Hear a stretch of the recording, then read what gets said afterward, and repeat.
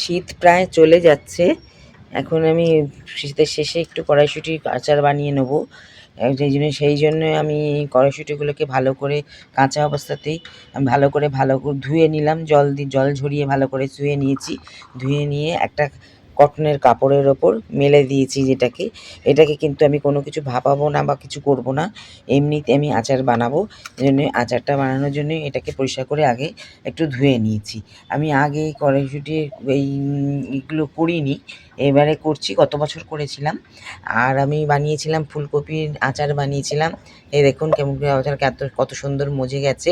এই ফুলকপির আচার খেতে খুবই ভালো লাগে এবং থাকলে সারা বছর খাওয়া যায়। আচ্ছা, আর একটা হচ্ছে যে মিক্সড ভেজিটেবল আচারও বানিয়েছিলাম। এটা আপনাদের সাথে শেয়ারও করেছি। এটাও খেতে খুবই সুন্দর হয়েছে। এর মধ্যে আমি একটু কাঁচা রসুন দিয়েছি। এখন এইটাই আমি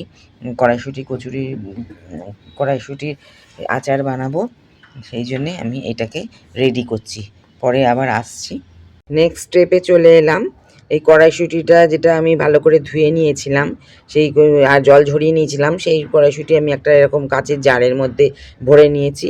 নিয়ে আর এক বাটি সর্ষের তেল ভালো করে গরম করে সেটাকে ভালো করে ঠান্ডা করে নিয়েছি।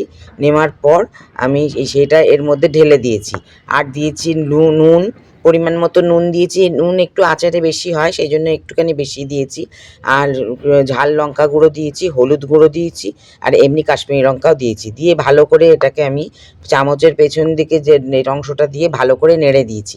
তারপর আমি দিয়েছি ভাজা মশলাটা হচ্ছে যে হালকা রোস্ট করে নিয়েছিলাম আমি। মৌরি আর আস্ত ধনে, আস্ত মৌরি, তারপর দিয়েছি হচ্ছে জিরে।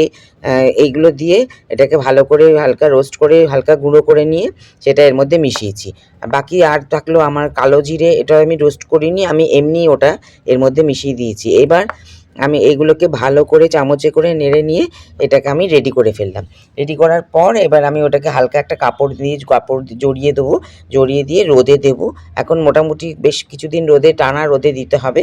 আর যদি আমি তো ফ্রিজে রাখার কোনো ব্যাপারই নেই, এটা টানা রোদে দেওয়ার পর এবার মাঝে মাঝে রোদে দিয়ে এটাকে মোটামুটি সপ্তাহখানেক লাগবে এটা পুরো ভালোভাবে মজতে।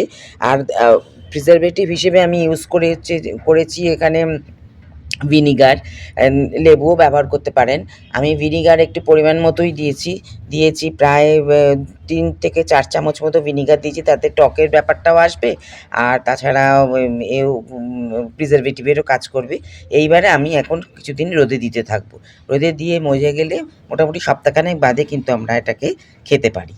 আপনারা বাড়িতে ট্রাই করে দেখুন কেমন হচ্ছে। খেতে ভালোই লাগে বেশ। আর মাঝে মাঝে কিন্তু ঢাকা খুলে দিতে হবে, তা নাহলে কিন্তু একটা বিশেষ ধরনের গন্ধ চলে আসবে। আপনারা বাড়িতে ট্রাই করে দেখুন, আশা করি ভালো লাগবে।